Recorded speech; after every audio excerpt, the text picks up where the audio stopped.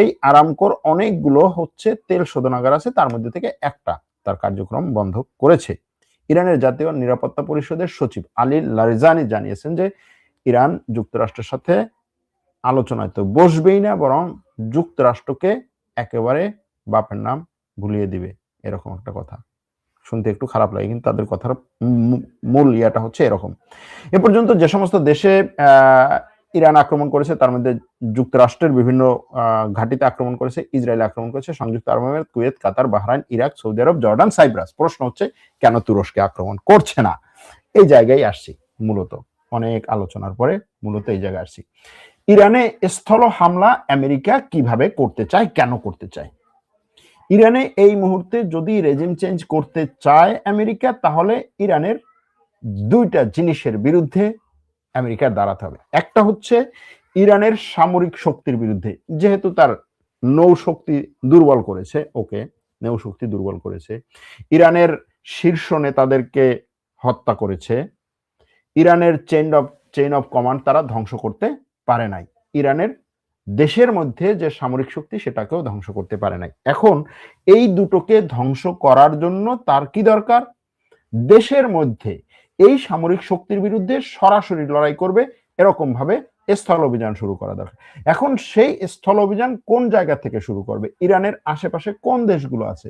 ইরানের আশেপাশে কোন দেশগুলো আছে? ইরানের একদিকে হচ্ছে পারস্য উপসাগর, আরেক দিকে হচ্ছে ইরাক। ইরানের সাথে এই দিক থেকে যদি বলা যায়, যেই সমস্ত জায়গায় আমেরিকার ঘাঁটি আছে সেই দিক থেকে যদি চিন্তা করা যায়, তাহলে সবচেয়ে বড় যে ইরানের সীমান্ত সেটা হচ্ছে ইরাকের সাথে, সবচেয়ে বড় সীমান্ত হচ্ছে ইরাকের সাথে। এবং গত 2 দিন ধরে আমেরিকা আর ইসরায়েল এই ইরাক ইরান সীমান্তে ইরানের যেই সমস্ত সামরিক বা হচ্ছে সীমান্ত চৌকি আছে সেগুলোতে আক্রমণ করেছে। ইরাক ইরান সীমান্তে ইরানের সীমান্ত চৌকি, সীমান্ত পাহারার যে সমস্ত জায়গা আছে সেগুলোতে আক্রমণ করার কারণ কি? কারণ হচ্ছে ওইখান থেকে একটা ফ্রন্ট ওপেন করা। ওখান থেকে ফ্রন্ট ওপেন করলে কি হবে? ওখান থেকে ফ্রন্ট ওপেন করলে ইরাকে থাকা ইসরায়েলপন্থী, আমেরিকাপন্থী সশস্ত্র গোষ্ঠীকে ইরানে ঢুকাবে। ইরাকে ইসরায়েল এবং আমেরিকাপন্থী সশস্ত্র গোষ্ঠী কারা? বহু বছর ধরে যেই আলোচনাটা বারবার সামনে নিয়ে আসার চেষ্টা করেছিলাম, বহু আমাদের দর্শক এবং দর্শকদের বাইরেও অনেকেই এটাকে এভাবে দেখার চেষ্টা করেছেন যে এরদোগান তুর্কিতে হচ্ছে কুর্দিদের উপরে আক্রমণ করে, কুর্দি জনগোষ্ঠীদের হচ্ছে স্বাধীন রাষ্ট্র করার অধিকার আছে। আমরা যেমন বাঙালিরা হচ্ছে বাংলাদেশিরা পাকিস্তান থেকে স্বাধীন হয়ে একটা স্বাধীন রাষ্ট্র গঠন করেছি, এই স্বাধীনতা ভোগ করার অধিকার সবার আছে, ভালো কথা। কিন্তু কুর্দি সশস্ত্র গোষ্ঠীরা মূলত তাদের জনগণের স্বাধীনতার চেয়েও তারা কাজ করে হচ্ছে আমেরিকা এবং ইসরায়েলের পুতুল হিসেবে। এটা পরীক্ষিতভাবে প্রমাণিত। এখন এই যে কুর্দি সশস্ত্র গোষ্ঠীরা যেই সমস্ত দেশে আছে, তারা সেই সমস্ত দেশে ব্যাপক পরিমাণে কুর্দি জনগোষ্ঠী আছে, তাদের থেকেও বিচ্ছিন্ন। কারণ তারা কুর্দি জনগোষ্ঠীর চেয়েও আমেরিকা ইসরায়েলের স্বার্থে কাজ করে বেশি।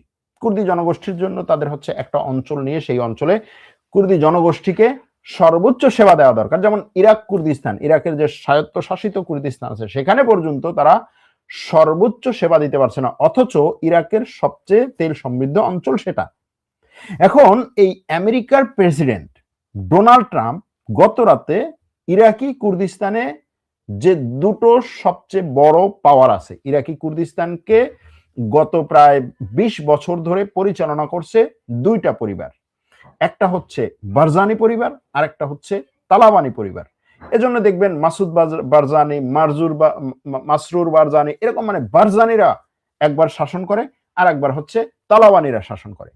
এখন মার্কিন প্রেসিডেন্ট এই বারজানি এবং তালাবানিদের সাথে ফোনে কথা বলেছেন, কিন্তু কি কথা বলেছেন এটা মার্কিন কোনো গণমাধ্যম জানায় নাই। এর আগে কি হয় যে এই কথা বলেছেন, ওই কথা বলেছেন, এভাবে জেনেছি, ওভাবে জেনেছি, জানায় নাই। কেন জানায় নাই? দেখেন, ইরাকি কুর্দিস্তানে এই যে সশস্ত্র ইরাকের এই যে স্বায়ত্তশাসিত কুর্দিস্তান, ইরাকি কুর্দিস্তানে মূলত এই কুর্দি সশস্ত্র গোষ্ঠী যেগুলো আছে তাদের সবার হেডকোয়ার্টার হচ্ছে ওই জায়গাতে। তুরস্কের মধ্যে যে পিকেকে আছে, তুরস্কের মধ্যে তুর্কি সরকারের বিরুদ্ধে, তুর্কি সেনাবাহিনীর বিরুদ্ধে আক্রমণ চালায় যখনই সুযোগ পায়। যখনই মনে করেন যে কোনো না কোনো ভাবে তুরস্কের মধ্যে তারা একটু সুযোগ পায়, আমেরিকার কাছ থেকে, ইসরায়েলের কাছ থেকে অস্ত্র পায়, আক্রমণ করে। তাদের হেডকোয়ার্টার ইরাকি কুর্দিস্তানে। সিরিয়ার মধ্যে যে কুর্দি সশস্ত্র গোষ্ঠীগুলো আছে, পিকেকে, ওয়াইপিজি, পিওয়াইজি, তাদের হেডকোয়ার্টার এই ইরাকি কুর্দিস্তানে। ইরানের মধ্যে যে কুর্দি সশস্ত্র গোষ্ঠীগুলো আছে, ইরানের মধ্যে কুর্দি সশস্ত্র গোষ্ঠী আছে অনেকগুলো। কারা কারা আছে আমি সেটা নাম বলি একটু দেখেন। Kurdistan democratic party for Iran, PDKI, Kurdistan freedom party, PAK, PAK, Kurdistan free life party, PJAK, organisation for Iranian Kurdistan struggle, Khabat, তারপরে হচ্ছে Komala of the toilers of Kurdistan. এই যে সংগঠনগুলো, সশস্ত্র গোষ্ঠী, এরা সবাই হচ্ছে ইরানের সরকারের বিরুদ্ধে লড়াই করার জন্য, ইরানের সরকারের বিরুদ্ধে যে কোনো সময়, ইরানের এই যে বর্তমান সরকার সিস্টেম আছে এটার বিরুদ্ধে লড়াই করার জন্য আমেরিকা এবং ইসরায়েলের কাছ থেকে সাপোর্ট পায়, সব ধরনের সাপোর্ট পায়। এজন্য দেখবেন যে আমেরিকার প্রেসিডেন্ট ট্রাম্প একটা সময় সিরিয়া থেকে, আরে এই কুর্দিদেরকে আমাদের দরকার নাই, এদেরকে ছেড়ে দিয়ে, এদেরকে ছেড়ে চলে যায়। ইসরায়েল বলছে না, তাদেরকে ছাড়া যাবে না, তাদেরকে কোনোভাবেই আমরা ছাড়তে পারবো না। এটা বলে না যে ভবিষ্যতে আমরা তাদেরকে ব্যবহার করবো, বলছে যে তারা আমাদের হচ্ছে সবচেয়ে বড় মিত্র, তাদেরকে তো আমরা ছাড়তে পারি না। কেন সবচেয়ে বড় মিত্র? ইসরায়েল এবং আমেরিকার সবচেয়ে বড় মিত্র সেই হবে যে একেবারে বিনা বাক্যে, বিনা প্রশ্নে সবকিছু দিয়ে ইসরায়েল এবং আমেরিকার জন্য কাজ করবে, দরকার হলে নিজের জীবন দিয়ে হলো। ঠিক সেইভাবে এই সশস্ত্র গোষ্ঠীগুলোকে ইরাক থেকে ইরানের মধ্যে পাঠানোর চেষ্টা করবে আমেরিকা এবং ইসরায়েল। ইসরায়েলের প্রধানমন্ত্রী বলছে আমাদের সেখানে সৈন্য নাই, আমরা সেখানে সৈন্য পাঠাবো না, কিন্তু এমন সব গোষ্ঠী সেখানে আছে যারা আমাদের সৈন্যদের চেয়েও বড়ভাবে জীবন বাজি রেখে আমাদের জন্য লড়াই করবে। কারা তারা? এই কুর্দি সশস্ত্র গোষ্ঠী। গতকাল রাতে তারা বলেছে যে মোসাদ এবং হচ্ছে বিভিন্ন ধরনের বিচ্ছিন্নতাবাদী সংগঠন। কারা সেই মোসাদ এবং বিভিন্ন ধরনের মোসাদের চর এবং বিভিন্ন ধরনের বিচ্ছিন্নতাবাদী সংগঠন ইরানের মধ্যে আক্রমণ করেছে? এই ধরনের গোষ্ঠীগুলোকে নতুন করে তারা উজ্জীবিত করার চেষ্টা করছে। এদের স্লিপার সেল আছে বহু ইরানের মধ্যে। একদিক থেকে ইরানের মধ্য থেকে তাদেরকে হচ্ছে উজ্জীবিত করা বা তাদেরকে হচ্ছে নতুন করে জাগ্রত করা, আর একদিক থেকে হচ্ছে ইরাক থেকে তাদের কাছে পাঠানো। এটা জেনেই, এটা বুঝেই ইরান কিন্তু গত কয়েকদিন ধরে ইরাকের মধ্যে, ইরাকের সামরিক এরবিল শহর, যেটা আর কি ইরাক কুর্দিস্তানের এরবিল শহর, সেখানে আমেরিকার সামরিক ঘাঁটিতে আক্রমণ করেছে, মোসাদের বিভিন্ন স্থাপনায় আক্রমণ করেছে এবং ইরাকে থাকা ইরানপন্থী হাসতি সাব্বিদেরকেও হচ্ছে সে নতুন করে জাগ্রত করেছে যে তোমরা আক্রমণ করা শুরু করো। সেটা করেছে। এখন এটা কতটা ঠেকাতে পারবে? এই যে ইরাক ইরান সীমান্ত ধরে ইরানের ঘাটিগুলোতে ইরানের এই সীমান্ত পাহারাদারি বা সীমান্ত রক্ষীদের উপরে আক্রমণ করে যে সেখানে একটা লাইন খোলার চেষ্টা করতে, সেটা কতটা ঠেকাতে পারবে? এর বাইরে আরো কয়েকটা জিনিস আছে। দেখেন, ইরানের সরকার বিরোধী আরো যেই সমস্ত সংগঠন বা গোষ্ঠী আছে তাদের মধ্যে কারা আছে? আজারি কুর্দিরা আছে। আজারি কুর্দিদের সবাই না, আজারি কুর্দিদের কিছু অংশ ইরান সরকার বিরোধী। বিভিন্ন সময় যখন ইরান সরকার বিরোধী বিক্ষোভ হয় তখন কিন্তু তারাও রাস্তায় নামে।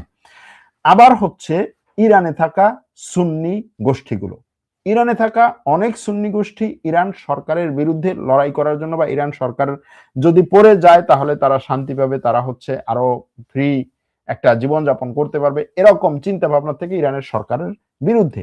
সুতরাং এই সুন্নি শিয়া আজারি গ্রুপের একটা বড় অংশ কিন্তু শিয়া। এই সুন্নি শিয়া, তারপরে হচ্ছে এই কুর্দি যে সশস্ত্র গোষ্ঠীগুলো, তাদের আইডিওলজি কি? তাদের আইডিওলজি হচ্ছে মার্ক্সবাদ লেনিনবাদ। মার্ক্সবাদ লেনিনবাদ, সুন্নি শিয়া সবাইকে ইরানের রেজিমের বিরুদ্ধে ব্যবহার করতে চায় আমেরিকা। এখন এই যে ব্যবহার করতে চায় আমেরিকা, এটা কোন লেভেল পর্যন্ত গিয়ে থামবে? দেখা যাক এটা কোন লেভেল পর্যন্ত গিয়ে থামে এবং ইরান এটাকে কতটা ঠেকাতে পারে। কারণ হচ্ছে ইরানের, যেটা বললাম, যে ইরানের সামরিক শক্তিকে দুর্বল করা ভিতর থেকে, আর বাইরে থেকে এভাবে সৈন্য ঢোকানো, এটাই এখন পরিকল্পনা করছে। ইরান এদিকে কি করছে? ইরান যেটা করছে সেটা হচ্ছে এই অঞ্চলে আমেরিকার যেই সমস্ত গোয়েন্দাগিরি করার যে সমস্ত জায়গাগুলো আছে, কি কি? একটা হচ্ছে রাডার। দেখেন, সব সময় আমাদের সামনে এই তথ্যগুলো আসে, গণমাধ্যমগুলো এই তথ্যগুলো দেয় যে ইরানের মিসাইল হচ্ছে 2000 কিলোমিটার হলে কোন কোন দেশের উপর পড়বে, ইরানের মিসাইল 1000 কিলোমিটার হলে কোন কোন দেশে পড়বে। ইরান এখনো পর্যন্ত 1000 বা 1500 রেঞ্জের মিসাইল পর্যন্ত হচ্ছে মানে নিক্ষেপ করছে শুধুমাত্র, এর বাইরের গুলো এখনো পর্যন্ত সে টেস্টই মানে দেখাই নাই, আছে কিনা সেটা নিয়েও সন্দেহ আছে। এখন 1000 2000 ধরলাম 2000 রেঞ্জের ইরানের কাছে মিসাইল আছে, 2000 কিলোমিটার পর্যন্ত যেতে পারবে। মার্কিন যুক্তরাষ্ট্র বাহরাইনে যে রাডার স্থাপন করেছে বাহরাইনে, সেই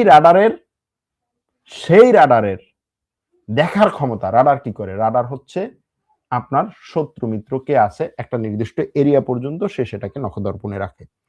সেই রাডারের এই কার্যক্ষমতা হচ্ছে 5000 কিলোমিটার। অর্থাৎ বাহরাইন থেকে চীন পর্যন্ত যত দেশ আছে সবগুলোর গতিবিধি লক্ষ্য করতে পারে, সবগুলোর উপরে গোয়েন্দাগিরি করতে পারে, সবগুলোর উপরে নজরদারি করতে পারে আমেরিকা। কাতারে আমেরিকার যে ঘাঁটি আছে সেখান থেকেও একইভাবে রাডারে সে পুরো এলাকা দেখতে পারে। কাতারে আমেরিকার ঘাঁটিকে সে কি বলছে, সেন্টকম, সেন্ট্রাল কমান্ড। এই সেন্ট্রাল কমান্ড কিসের সেন্ট্রাল, কোন জায়গার সেন্ট্রাল, আমেরিকার বাইরে যে বিশ্ব আছে সেটার সেন্ট্রাল বলা যায়। তো ইরান বলছে যে সে এই যে চোখগুলো, আমেরিকার যে গোয়েন্দা চোখগুলো সেগুলোকে সে ধ্বংস করতে চায়।